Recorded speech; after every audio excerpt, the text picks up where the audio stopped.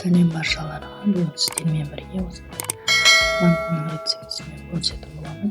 Ең алдымен мантының қамырын илейміз. Ол үшін ұнымызға тұзымызды салып, кішкене сұйық майымызды қосып, жұмыртқасыз осылай қамырымызды илеп алатын боламыз. Мінекей осылай ең қандырып, жақсылап илеп алдық. Енді осылай зуалаға бөліп кішкене сәметі қоятын боламын. Оған дейін осылай асқабақты турап аламыз. Осылай турап, кішкене жіңішке кубиктеп турап аламыз.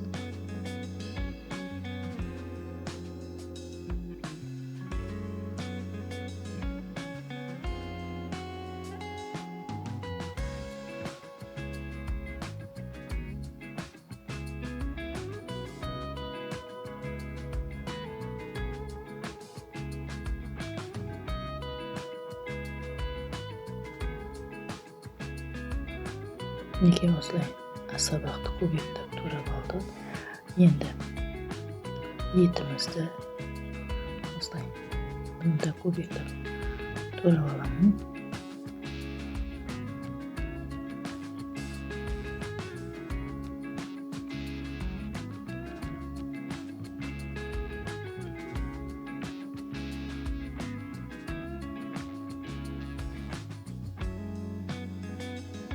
Неге осылай майдалап ұсақтап етімізді турап алды.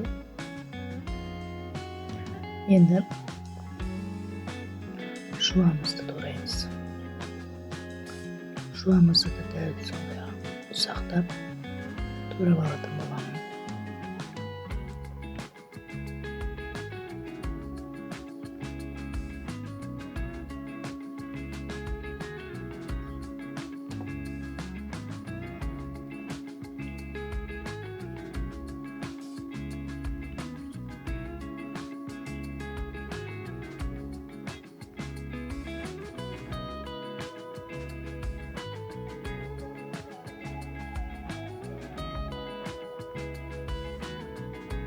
Неге жуамызды туралған жуамызды осылай салып, енді үстіне сұйық майға салсаңыз да болады. Мен бірақ үш майды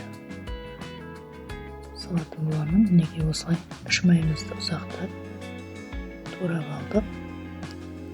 Енді осының үстіне қара бұрышымызды кішкене тұзымызды салып, жақсылап араластырып аламыз.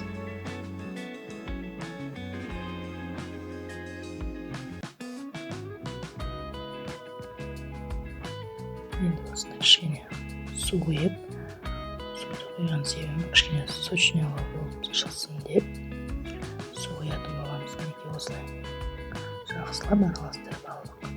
Енді дайын болған қамырымызды осылай жайып, орташа көлемде, жұқа емес, қалыңдай емес, орташа көлемде жайып аламыз.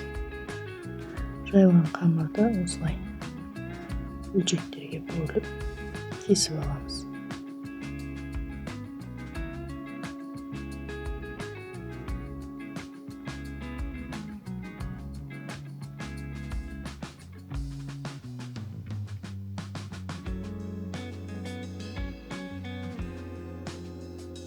Неге қамырымыз кесіп дайындап алдық. Енді осының ішіне салмасын салып, осылай түйіп бастаймыз. Неге осылай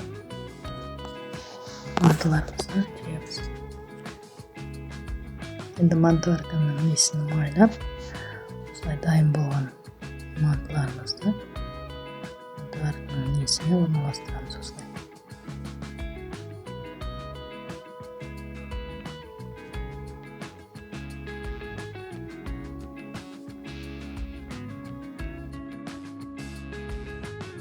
дайын болған мантыларымызды енді қайнап тұрған суда 45 минутта пісіріп алатын боламыз. Неге біздің мантымыз дайын, сіздер де осылай жасап көріңіздер.